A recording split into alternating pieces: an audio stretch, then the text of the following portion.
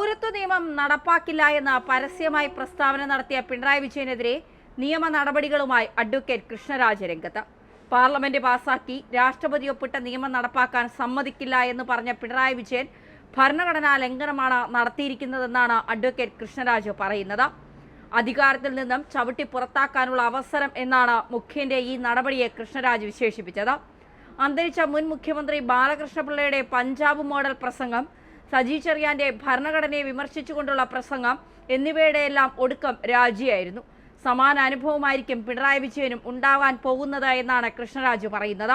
കൃഷ്ണരാജ് തന്റെ ഫേസ്ബുക്കിൽ കുറിച്ചത് ഇങ്ങനെയായിരുന്നു: പിണറായി വിജയന്റെ വിധേയത്വം. പിണറായി വിജയൻ മുഖ്യമന്ത്രിയായി സത്യപ്രതിജ്ഞ ചെയ്യുമ്പോൾ പറയുന്ന ഒരു വാചകമുണ്ട്: I will bear true faith and allegiance to the constitution of India as by law established that I will with uphold the sovereignty and integrity of India. അതായത് ഭാരതത്തിന്റെ ഭരണഘടനയോട് അടിയുറച്ച വിശ്വാസവും വിധേയത്വവും ഉണ്ടാവുമെന്നും ഭാരതത്തിന്റെ പരമാധികാരവും അഖണ്ഡതയും ഉയർത്തിപ്പിടിക്കുമെന്നും.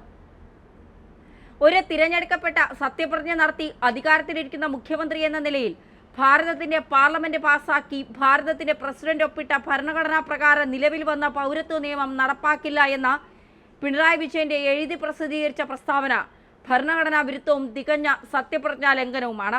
നിയമപരമായി ചവിട്ടി പുറത്താക്കാൻ പറ്റിയ സാഹചര്യം ഒന്ന് നോക്കിയാലോ. പൗരത്വ ഭേദഗതി നിയമത്തിനെതിരെ പിണറായി വിജയൻ നടത്തിയ പ്രസംഗം ഇങ്ങനെയായിരുന്നു: തിരഞ്ഞെടുപ്പ് മുൻനിർത്തി പൗരത്വ ഭേദഗതി നിയമത്തിന്റെ ചട്ടങ്ങൾ വിജ്ഞാപനം ചെയ്ത കേന്ദ്ര സർക്കാർ നടപടി രാജ്യത്തെ അസ്വസ്ഥമാക്കാനുള്ളതാണ്. ലോക്സഭാ തിരഞ്ഞെടുപ്പ് പ്രഖ്യാപനത്തിന് തൊട്ടു മുൻപാണ് ആഭ്യന്തര മന്ത്രാലയം പൗരത്വ നിയമ ഭേദഗതി സംബന്ധിച്ച വിജ്ഞാപനം പുറത്തിറക്കിയിരിക്കുന്നത്. ഇത് ജനങ്ങളെ വിഭജിക്കാനും വർഗീയ വികാരം കുത്തിയിളക്കാനും ഭരണഘടനയുടെ അടിസ്ഥാന തത്വങ്ങളെ തന്നെ കാറ്റിൽ പറത്താനുള്ളതുമാണ്. തുല്യാവകാശമുള്ള ഇന്ത്യൻ പൗരന്മാരെ പല തട്ടുകളാക്കാനുള്ള ഈ നീക്കം ഒറ്റക്കെട്ടായി എതിർക്കപ്പെടണം. സംഘപരിവാറിന്റെ ഹിന്ദുത്വ വർഗീയ അജണ്ടയുടെ ഭാഗമായി മാത്രമേ ഇതിനെ കാണാൻ കഴിയൂ. പാകിസ്ഥാൻ, ബംഗ്ലാദേശ്, അഫ്ഗാനിസ്ഥാൻ എന്നീ രാജ്യങ്ങളിൽ നിന്ന് 2014 ഡിസംബർ 31 അതിനു മുൻപോ ഇന്ത്യയിലേക്ക് കുടിയേറിയ മുസ്ലിം ഇതര മതവിഭാഗങ്ങളിൽപ്പെട്ടവർക്ക് പൗരത്വം നൽകുകയും ഇസ്ലാം മതവിശ്വാസികൾക്ക് മാത്രം പൗരത്വം നിഷേധിക്കുകയും ചെയ്യുന്നത് ഭരണഘടനയുടെ നഗ്നമായ ലംഘനമാണ്. മതാടിസ്ഥാനത്തിൽ ഇന്ത്യൻ പൗരത്വത്തെ നിർവചിക്കുകയാണ്.